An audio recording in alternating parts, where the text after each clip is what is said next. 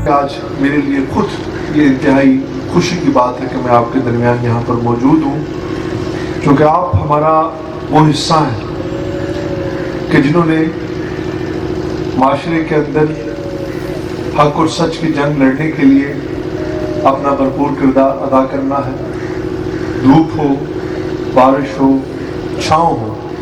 जिस तरह के भी हालात होंगे, आपने एक जिम्मेदारी उठानी है